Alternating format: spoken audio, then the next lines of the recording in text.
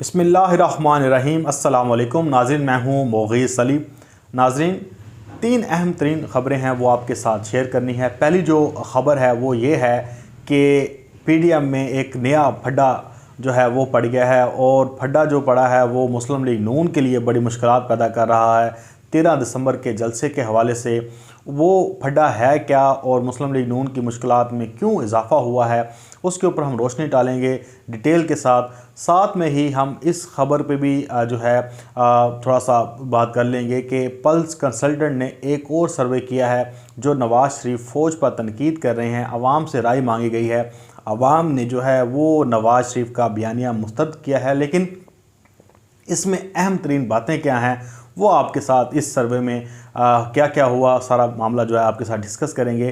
फिर एक और बड़ी अहम तरीन जो ख़बर इस वक्त सोशल मीडिया पर और बहुत से हमारे दोस्त यूट्यूब पर भी हैं, वो इस खबर पर जो है हुकूमत को तनकीद का निशाना भी बना रहे हैं, और बहुत से तहरीक इंसाफ के सोशल एक्टिविस्ट जो हैं वो भी हुकूमत को इसका इल्ज़ाम ठहरा रहे हैं कि बाबर सत्तार को इस्लामाबाद हाई कोर्ट का जज जो है बनाने में इमरान खान की गवर्नमेंट का किरदार है।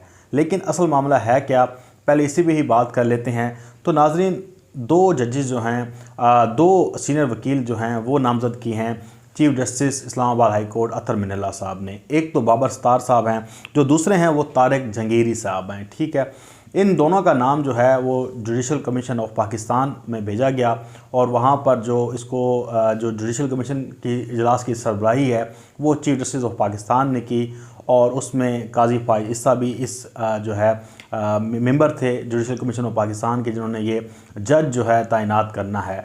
अब वो सिफारिश जो है वो कर दी है इस्लामाबाद हाई कोर्ट के चीफ जस्टिस ने, और ये एक खालिस्तान जो है अदालती मामला था, और जज जो है वो रिकमेंड करता है, जो चीफ जस्टिस होता है वही वकील नामज़द करता है, और उसमें बताता है कि यार ये कॉम्पिटेंट बंदा है, इसको आप जज नामज़द कर सकते हैं। जब जुडिशल कमीशन ऑफ पाकिस्तान में गया मामला तो उन्होंने भी सारा मामला देखने के बाद अब मामला जो भेजा है, अब ये एक बड़ी एक ट्रिकी सी बात है जो समझने की है कि पार्लिमानी कमेटी बराए जजेस तकर्री को ये मामला भेज दिया गया है।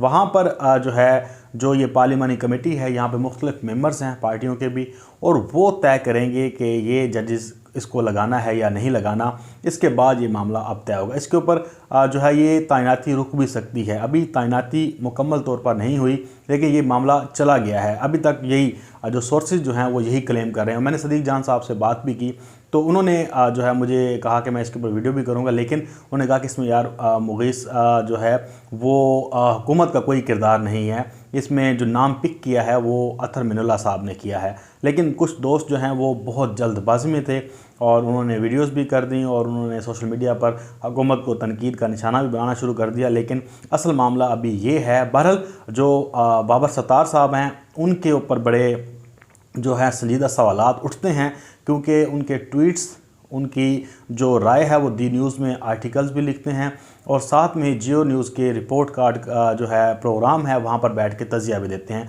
तो अक्सर औक़ात हमने देखा है कि वो इमरान खान की गवर्नमेंट को बहुत ज़्यादा तनकीद का निशाना बनाते हैं, और अपने आर्टिकल्स में भी। लेकिन इनकी वजह शोहरत जो है वो ह्यूमन राइट्स के लिए काम करना है। तो जो अतर मिनल्ला है उन्होंने शायद इसे इसलिए पिक किया है कि ये ह्यूमन राइट्स के लिए काम करते हैं। बहरहाल एक जो है इनके ऊपर बहुत से क्वेश्चन मार्क हैं। जो लोग समझते हैं कि ये जो है अगर जज तैनात होते हैं तो ये नवाज़ शरीफ की फेवर करेंगे, क्योंकि इनकी जो राय है, जो ये अपनी राय देते हैं टीवी पर, या अपने कॉलम्स के ज़रिए देते हैं, या अपने ट्वीट्स करके जो राय देते हैं, उसमें बायसनेस नज़र आती है और टिल्ट नज़र आता है कि ये जो है पीपल्स पार्टी या मुस्लिम लीग नून के बयानियों को जो है प्रमोट करते हैं, और हमेशा से इन्होंने इमरान खान की गवर्नमेंट पर तनकीद की है। यही वजह थी जिसकी वजह से लोगों में जो है वो गुस्सा आया, और लोगों ने कहा कि यार ये जो है तैनाती नहीं होनी चाहिए, और ये हुकूमत का किरदार है इसमें सारा कुछ। लेकिन अभी मामला चलना है, तो वो 2-3 दिन तक ये मामला क्लियर हो जाएगा। बहरहाल अभी तक जो मेरे तक इत्तलात थी, जो मैंने पूछा, सारा मामला देखा, तो ये मुझे समझ आया, जो मैंने वो आपको मनवन रिपोर्ट कर दिया। अब आ जाते हैं एक अहम तरीन ख़बर पर, वो है पीडीएम में फड्डे की। पीडीएम की एपीसी हुई है लाहौर जलसे के हवाले से। वहाँ पर जनाब जो ग्रेटर इकबाल पार्क है, यानी कि मीनार पाकिस्तान ग्राउंड है, और आपको पता है कि मीनार पाकिस्तान ग्राउंड जो है उसे भरना बहुत मुश्किल काम होता है।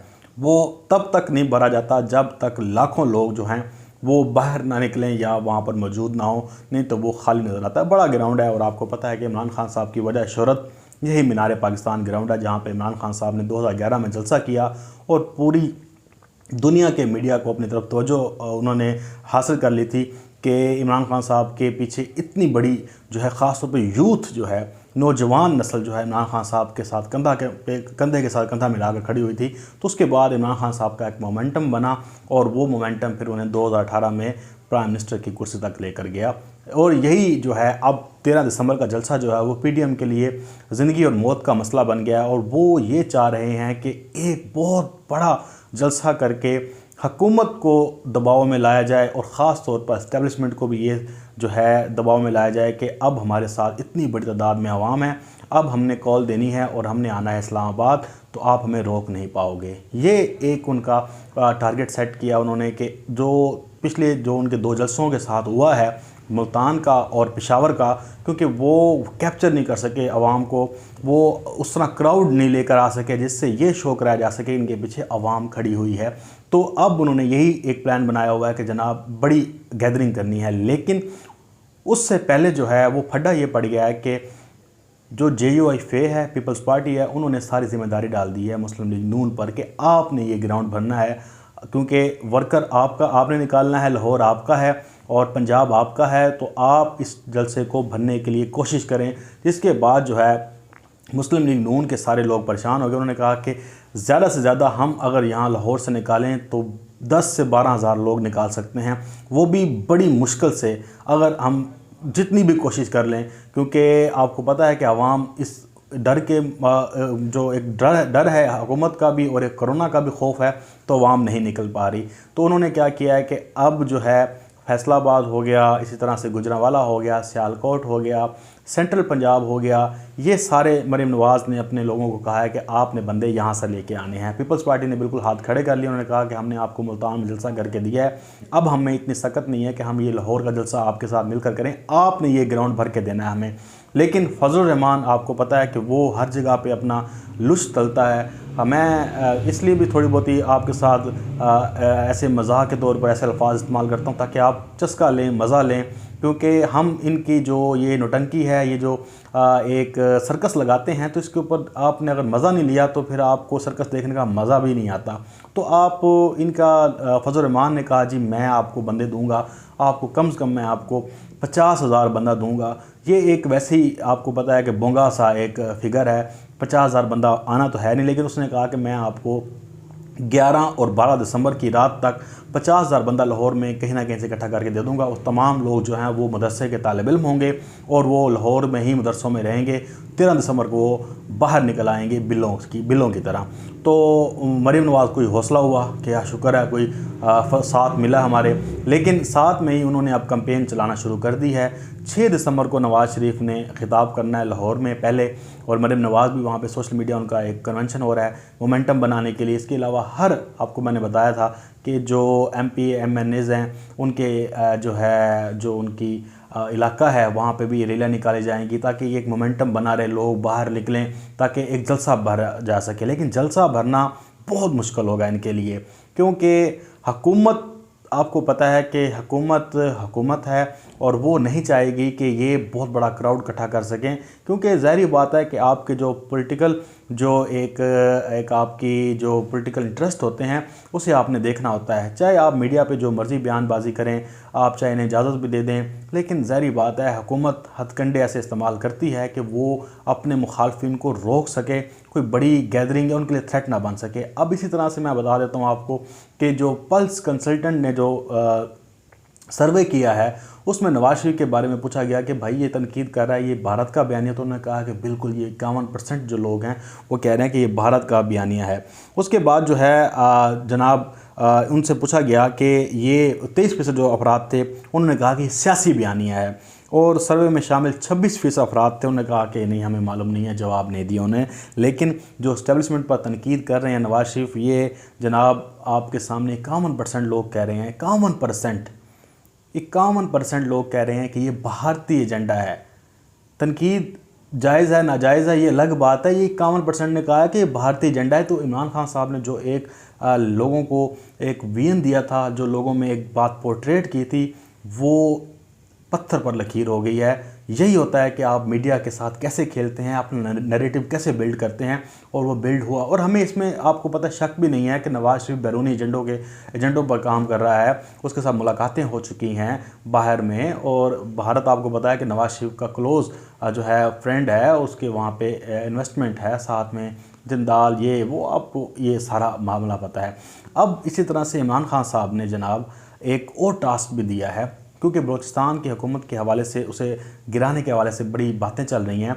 तो इमरान खान साहब ने कासिम सूरी जो हैं, उन्होंने इस बात की तस्दीक भी की है। डिप्टी स्पीकर हैं कौमी असम्बली के, उन्होंने कहा कि BNP मैंगल के साथ हमारे मामला चल रहे हैं, उन्हें वापस हुकूमत में जो है वापस लाने की कोशिश की जा रही है कि BNP मैंगल जो आ जाए। अख्तर मैंगल साहब आपको पता उनके सरबराह हैं, तो उनके साथ बातचीत जारी है, और कोशिश ये है कि उन्हें वापस हुकूमत, ताकि जितनी दरार डाली जा सके, आप अपने अपोनेंट को जितना तोड़ सकते हैं उतना तोड़ा जाए, और पॉलिटिकल चीज़ें की जाती हैं। इमरान खान साहब ने ये टास्क दिया कासिम सूरी को, और साथ में साबिर शाकिर साहब ने खबर दी। उन्होंने कहा है कि जनाब जो फजल रहमान है, उससे BAP बाप जो वहाँ पे गवर्नमेंट बना के बैठी है उनकी अलायंस के साथ, उन्होंने फजल रहमान को ऑफ़र कराई कि हम आपको हुकूमत में लेते हैं, 2 वजारतें भी देते हैं, और लेकिन मौलाना फजल रहमान ने गवर्नरशिप मांग ली है बलूचिस्तान की। लेकिन ये हम पहले भी बता चुके हैं कि फजल रहमान बलूचिस्तान की गवर्नरशिप नहीं लेना चाहता, वो नहीं मानेगा इस बात पर। और अगर वो हुकूमत बनाना भी चाहता है तो फिर वो तहरीक इंसाफ के साथ नहीं बनाएगा, वो पीपल्स पार्टी या नून लीग के साथ बनाएगा, इनके साथ इत्तेहाद में शामिल नहीं होगा। लेकिन ये साबिर शाकिर साहब की अपनी खबर है, और वो कह रहे हैं कि फजल रहमान वहाँ की गवर्नरशिप मांग रहा है। तो मेरा नहीं ख्याल कि इसमें कोई सदाकत है या सच्चाई है, क्योंकि आपको पता है कि वो जब हुकूमत गिराने पे आएंगे तो खुद हुकूमत बनाएंगे, अकेले इनसे अलग हो के वहाँ पे हुकूमत में हिस्सा नहीं बन सकते। मतलब है कि आप जस्टिफाइड नहीं है ना, किधर आप हुकूमत के खिलाफ पूरी कैंपेन चला रहे हैं, वफाकी हुकूमत गिराने के लिए, वहाँ पर आप बलूचिस्तान में गवर्नरशिप लेकर बैठ जाएँ, और फिर आपके ऊपर सवालात भी उठेंगे कि आप क्या इस PDM के साथ कितने मुखलिस हैं। तो साबिर शाकिर साहब की अपनी एक राय हो सकती है, उनका अपनी एक सोर्स हो सकता है, लेकिन ग्राउंड रियलिटी देखी जाएँ, और आप भी माशाल्लाह समझदार हैं, ज़रा सोचें कि फजल रहमान हुकूमत इमरान खान साहब के साथ बनाएगा, या इमरान खान साहब इस चीज़ को कबूल करेंगे? कभी भी नहीं करेंगे। अगर करना होता तो वो कब का परमिट देगा डीज़ल का परमिट देकर वो कब का उन्हें अपने साथ शामिल कर लेते। लेकिन इमरान खान साहब ने हाथ नहीं बढ़ाया दोस्ती का, और उन्होंने हमेशा से कहा है कि मैं ऐसे करप्ट बंदे को अपनी साथ नहीं रखूँगा। तो वो उनका एक उन्होंने स्टांस लिया हुआ है, तो वो उस पर कायम रहेंगे। बहरहाल ये डेवलपमेंट है, जो चीज़ें हैं आपके सामने मैंने रखी हैं, ये इस वक्त की ताज़ा तरीन सूरत हाल चल रही है। लेकिन 13 दिसंबर करीब आ रहा है, घबराना नहीं है। सिर्फ ये जो है मीडिया खेला जा रहा है। ये आप देखिएगा कि एंड में आपको वो जो कहते हैं ना, खोदा पहाड़ निकला चूहा, वो भी मरा हुआ। अपना बहुत सारा ख्याल रखिएगा। मुझे दें इजाज़त। अल्लाह हाफ़िज़। पाकिस्तान जिंदाबाद।